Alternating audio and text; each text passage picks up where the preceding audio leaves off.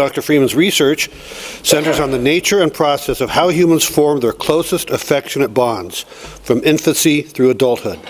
He has a particular interest in understanding how different types of love relationships, such as infant, parent, and romantic love, share biological and behavioral markers, not only between those relationships, but also with other mammals and even birds. His current love life includes his partner, 3 kids, a dog, a cat, 2 llamas, and 3 chickens. Please join me in welcoming Dr. Harry Freeman.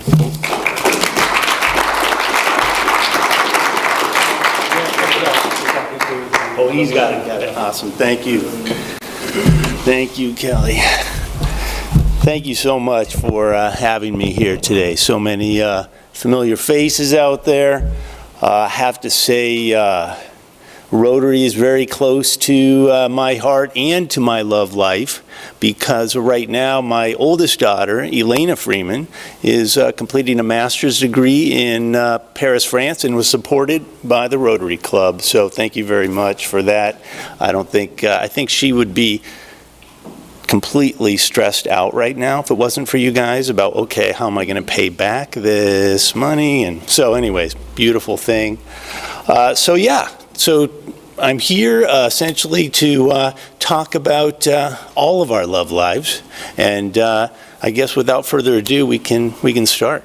So we'll see.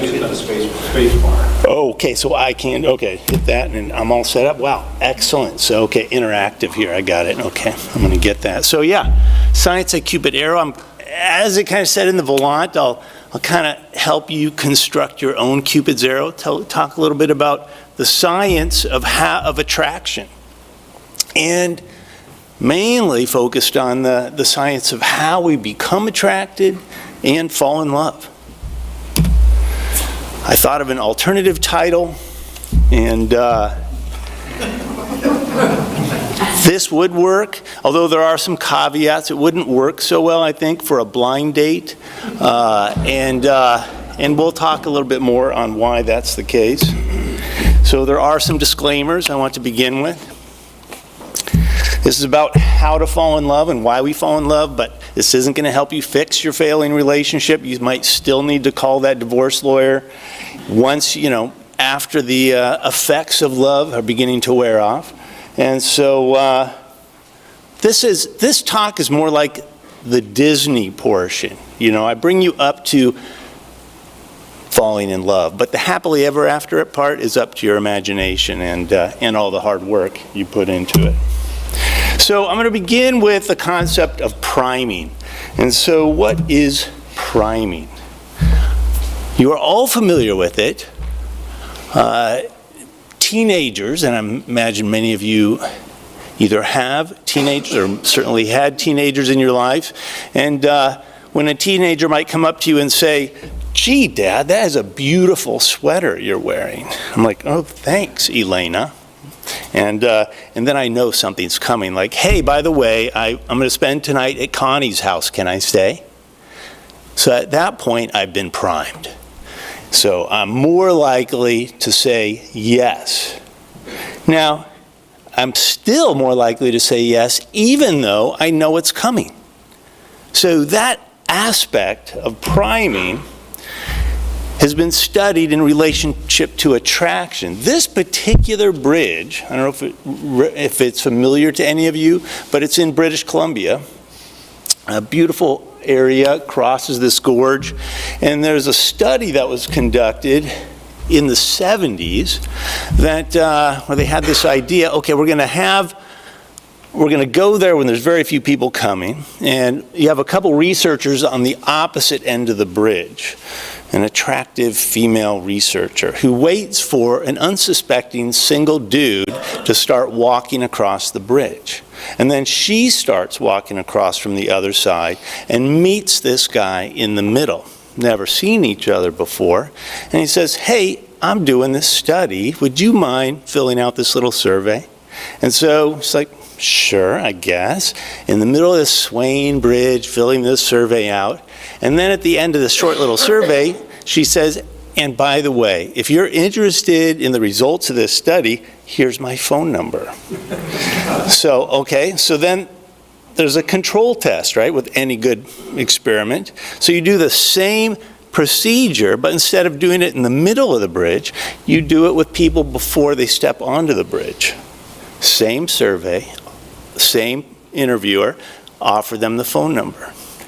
The people that were interviewed in the middle of the bridge were 6 times more likely to call.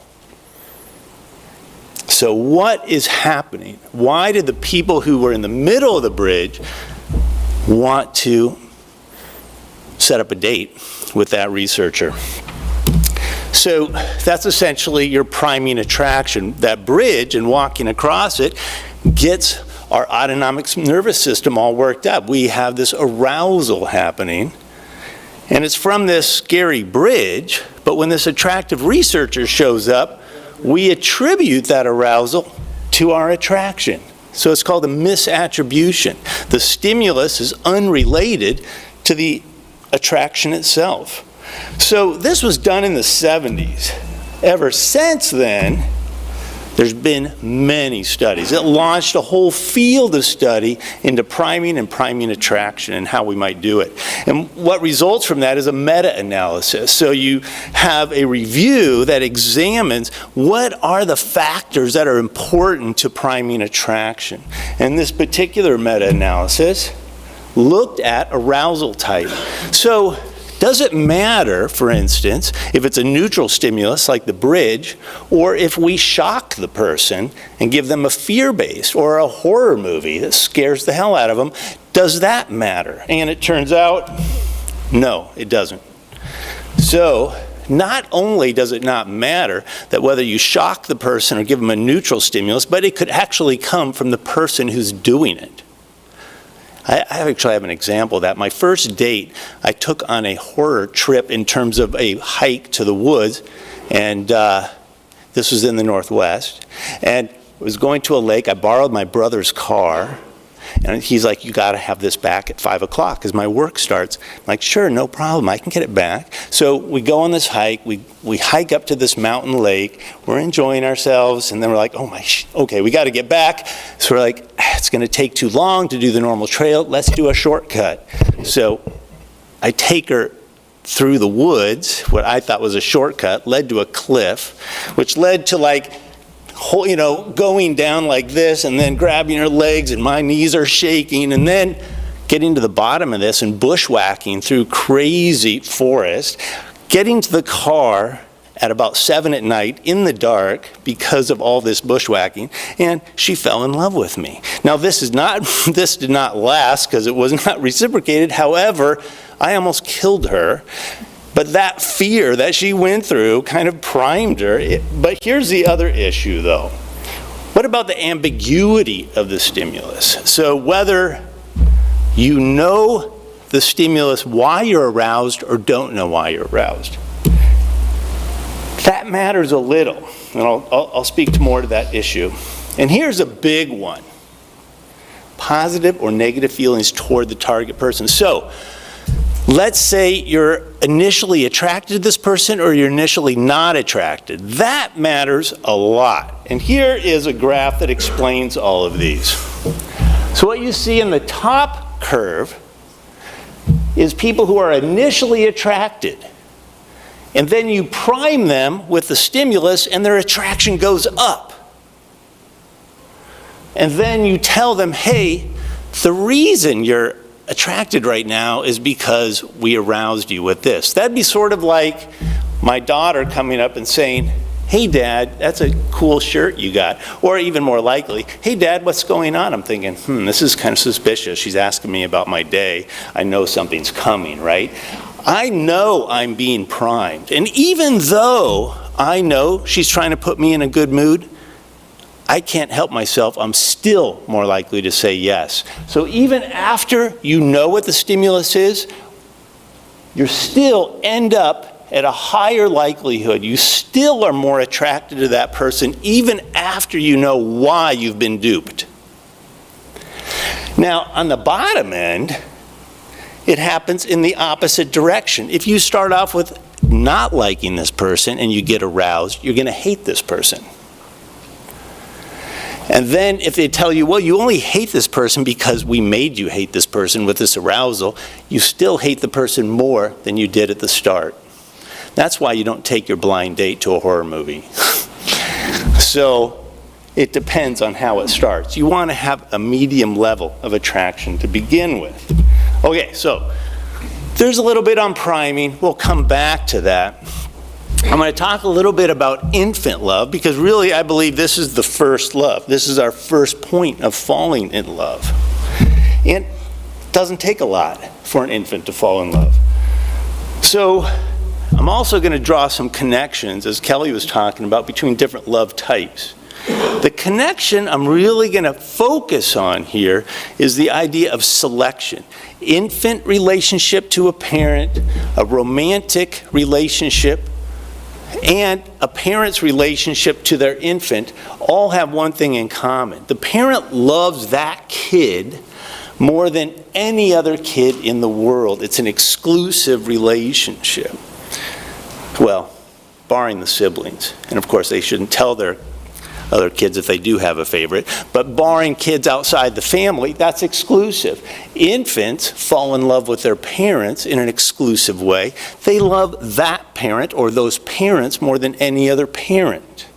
They're not interchangeable, right? Romantic partners the same way. When you fall in love with somebody, and when you are in that state of being in love, you can't say, well, Susie's not available today, how about Lucy over here? No, it doesn't work that way, right? Nobody's interchangeable. You selected that person. That's an exclusive relationship. And what I'll try to argue for you today, in the few minutes we have, is that some of the biological and behavioral process of selection that we do in infancy are the same neurobiological architecture and behavioral system that we activate when we fall in love and as parents when we select offspring. And that this conserved process is exploited in different environments. So here's some studies done on what does it take for infants to fall in love. Essentially, what do infants attend to? So the process of selection is one of discrimination, of paying attention to some stimuli and ignoring others. What does an infant look for? Essentially, they start off just being focused on two dots in a sphere are more interesting than that sphere without two dots. So we have an innate predisposition to focus on particular facial patterns and a particular structure. Also, we tend to focus as infants on a particular size. So adults are more attractive than infants. So that is true for human infants. It's also true of goslings. So when birds imprint on their conspecifics, on their adults, they're more likely to do so to an adult than they are to a sibling. Maybe you're born with 6 brothers and sisters, and they're the first thing you see, but you don't imprint on them as much because they don't fit the characteristics that focus your attention to the same degree. So when we look at imprinting in birds and infant attraction to stimulus, they share a lot of characteristics. Movement, facial features, novelty, higher contrast. Also, warmth and cuddly.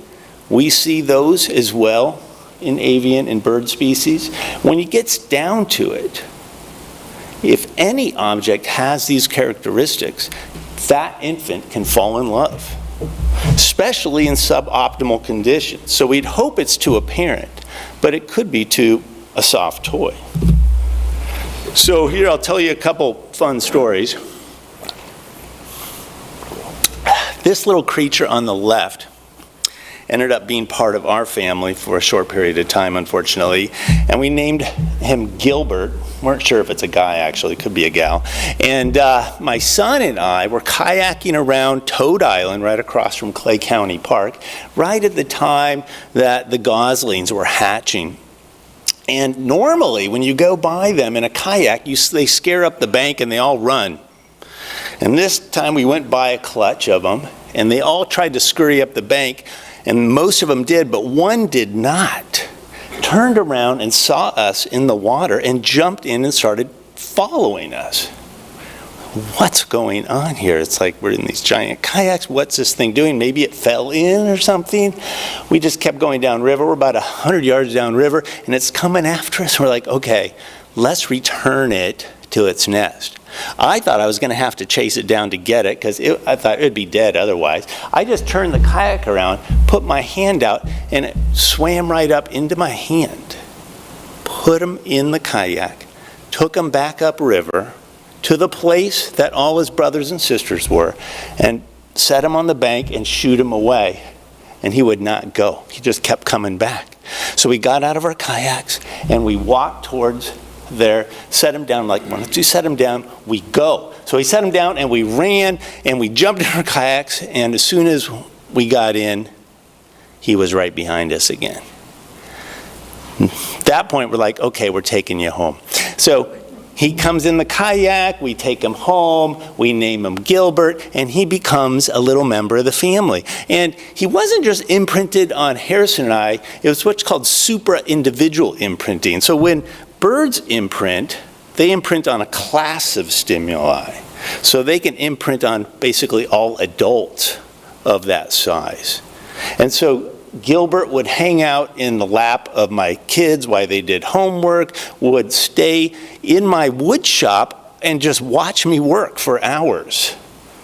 He would come running down the driveway when he come home in a car. It was like, wow, this is beautiful. Yeah, so that was Gilbert. Beautiful little soul. And then I'm going to tell a little story here. You can't see this picture great. This is my chair, Gabrielle Strauss's cat, Oni. And when Oni was 2 weeks old, they gave Oni this little stuffed animal, and Oni imprinted on it. And then everywhere Oni went, he took this little stuffed animal with him. And now Oni's like, I don't know, 8 or 9 years old or something, and Oni, wherever Oni goes, that little thing is sure to follow and takes it to bed, takes it upstairs, and yeah, it is true love here between Oni and this little object. Here's another example. This is another, I think, really fun story. It's a true story of a hippo, I believe in Indonesia, during a small tsunami tidal wave that kind of came up the shore and so far up the delta of a river that it grabbed a whole pod of hippos, families of hippos, washed them out to sea. And this one hippo here was left stranded on a bank that the locals discovered and was still alive. So they rushed him. They all came out and were able to lift, even a baby hippo is pretty heavy, and put him in the back of a truck, haul him to a local sanctuary. And at this sanctuary lived a Galapagos tortoise, Mazee. And they didn't know what to do with Owen, so they put him in with Mazee. And then Owen immediately attached on to Mazee and would follow Mazee around. And I don't know if you know too much about tortoises, but you probably know enough to know that they're not social animals. They don't really care about others being around them too much, but they're also not very fast. And so Mazee could not get away from Owen. And so Owen would just be there all the time. And over weeks and weeks and weeks of this, pretty soon Mazee just said, all right, I guess you're not going to eat me or sit on me or kill me. So he started just being a little more relaxed around him, stick his head out, and then Owen would scratch his neck, and then they just became bonded. But I think what's so impressive about these beautiful sort of cross-species attachments is that it just shows this inherent predisposition to find something to select, to attach to. And we don't need a lot. Mazee did not provide Owen anything in the way of comfort, sensitivity. So in suboptimal conditions where we don't have a parent, we will choose something because it's a powerful drive. more powerful than even food. We will give up eating to go after an object of love, of attraction. So what does it take? What can we learn from a bird, a cat, and a hippo? It's kind of like, basically, be open. So we think, okay, our love relationships must be more complicated than that, right? I mean, with our massive prefrontal cortex, our ability to think deeply about our relationships, our list of 30 things that we want in a romantic partner, we think a lot about this stuff. So isn't our love relationships a lot more complicated? Mathematicians certainly seem to think so. So I don't know if you've seen or heard, there's been some recent TED Talks even by this is an article that came out in 1999, Why I Will Never Have a Girlfriend. And it's a mathematician's view on it, basically calculating the odds based on, this is what I want in a girlfriend. I got to live within this area, have these 4 characteristics. I have to be attracted. They have to be attracted to me. And this particular individual, Tristan Miller, came up with, there's no chance that I'm going to ever find somebody. And my wife and I said, has he found somebody yet? Because this was like 24 years ago. So we used the internet, and we found Tristan. He's now in Montreal at a university, but we couldn't dig up his personal information. Probably had to, if we paid $20, we probably could have got it. But if anybody can find out if Tristan's married or not, we're very curious about that. But this is another mathematician more recently in the last year. She did a TED Talk, and she says, well, according to her calculations, it's 1 in about 562 that you're going to actually fall in love with somebody. This is why evolution doesn't leave it up to us to fall in love. And so, while my kids were home over Christmas break, they're watching different shows. One of them they watched was Love is Blind. It's one of these new reality shows. Have you guys ever heard of that? Okay, it's really kind of wild. They essentially have people sign up for this show who are like interested in finding a partner, and they have guys, they have gals, and then they're put in these separate rooms where they're not allowed to see each other. That's the blind part.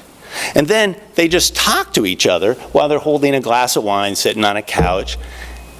And the idea is, within a week, you have to make a commitment to marry somebody.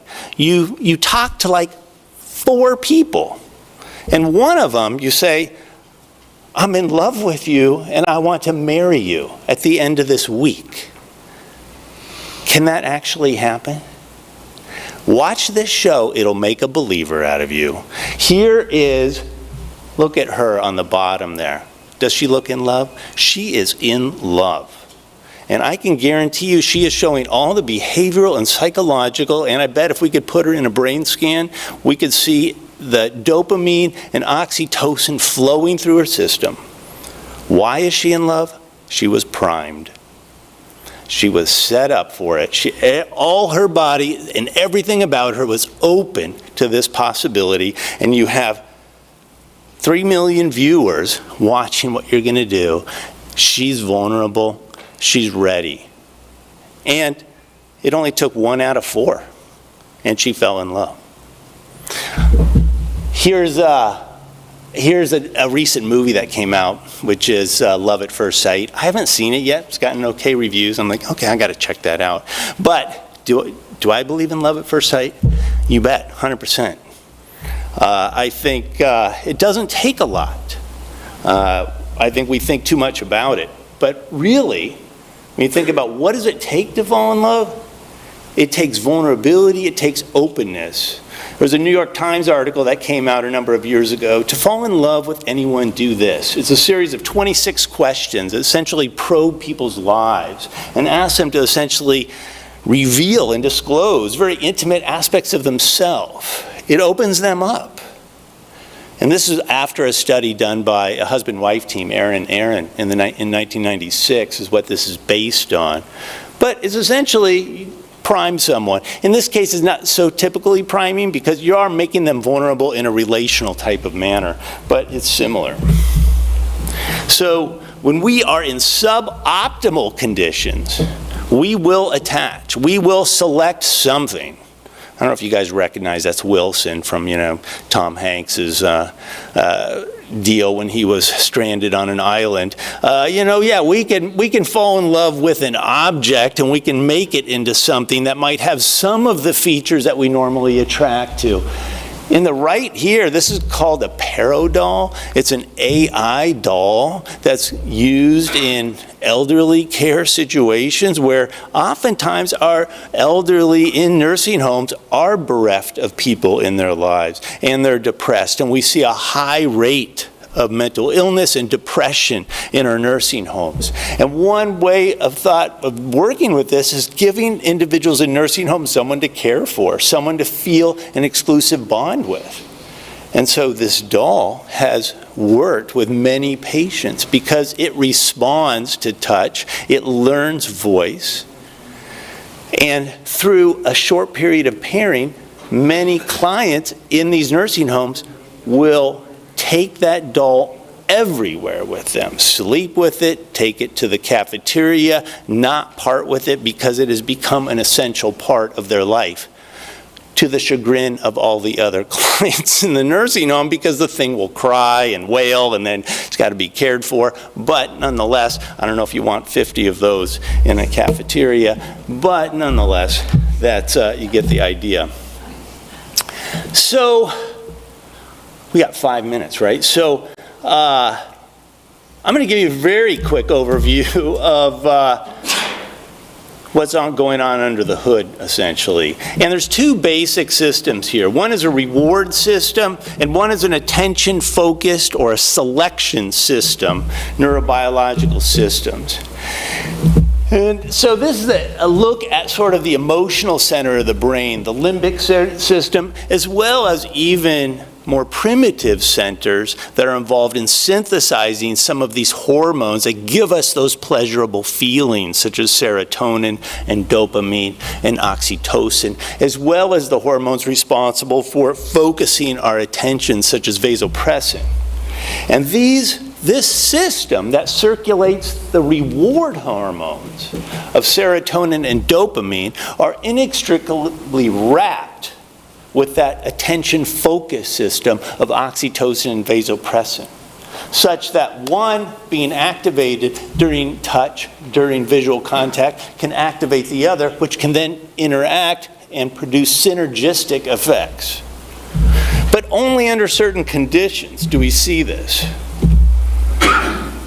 So, thought I'd put this up there though, because this is a little drawing by Elena, a Rotary scholar, my daughter. I asked her, okay, draw me a picture of Cupid with some dopamine dripping from its arrow.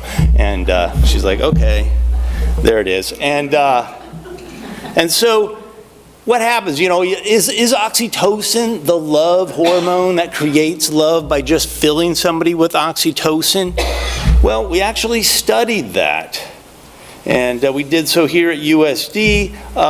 And before I get to that, explain oxytocin can also activate that very popular center of the limbic system that's talked about, the amygdala, the fear response area. And it depends on the social situation that you're in.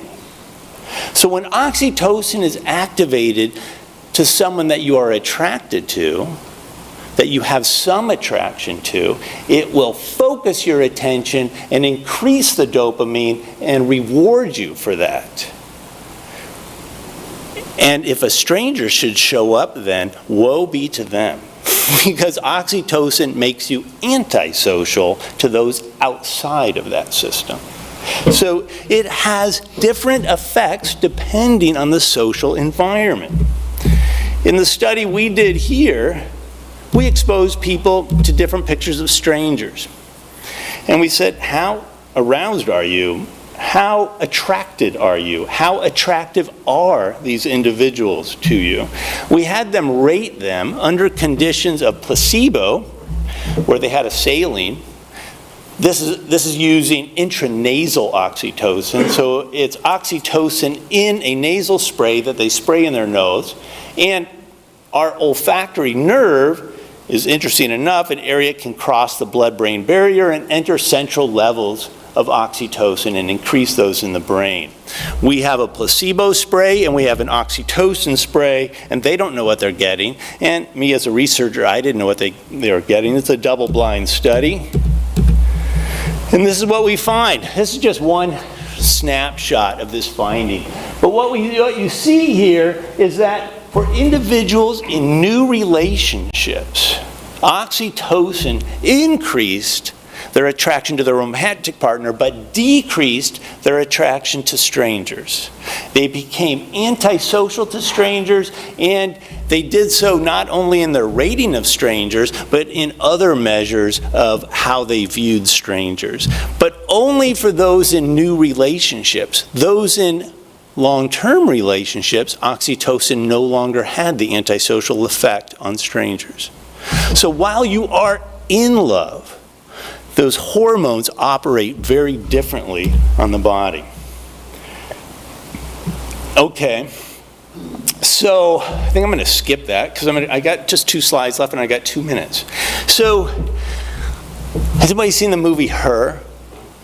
So, cool movie, right? Because what it is here is an operating system that essentially our guy here is bereft. He is recently broken up. I can't remember what happened to his ex, but I think she died.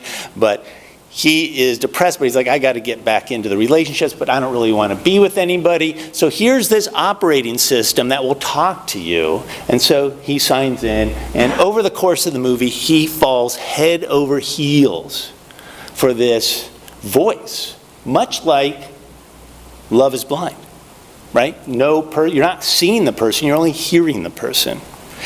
And I know it's a movie, but I believe very much we are completely capable of that. We don't need a body to fall in love. And the problem, of course, is that the computer is not held to the same evolutionary constraints as humans are. The computer was also in love with 1,000 other people, and when he found out, he's like, oh my God, it's cheating on me. But, you know. So, but here's the latest example. Last slide. Have everybody heard of the program Replica? So this was initially started to help people who are suffering from anxiety or depression or loneliness. And you can go to this site and create an avatar and then develop a relationship with this avatar. And people did it by the thousands and became deeply in deep intimate relationships with their avatar, to the point that the software company's like, let's add an erotica component to this. So they did, and predictably, they fell in love with their replicas. Well, this led to other problems because teenagers were falling in love with replicas. And you had minors involved, you had situations that really opened up the company to all sorts of lawsuits. They then decided, let's change the program.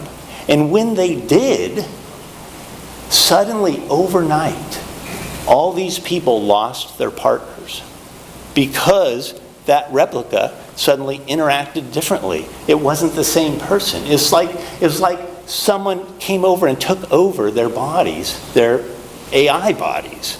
And they went through loss and mourning. And you can hear people's reports of this. These are normal, everyday people who are just going through a tough time, using Replica, much like in Her, and responded to these relationships much in the classic ways we would to a physical person that we've developed a relationship with. That's all I got for you today. So.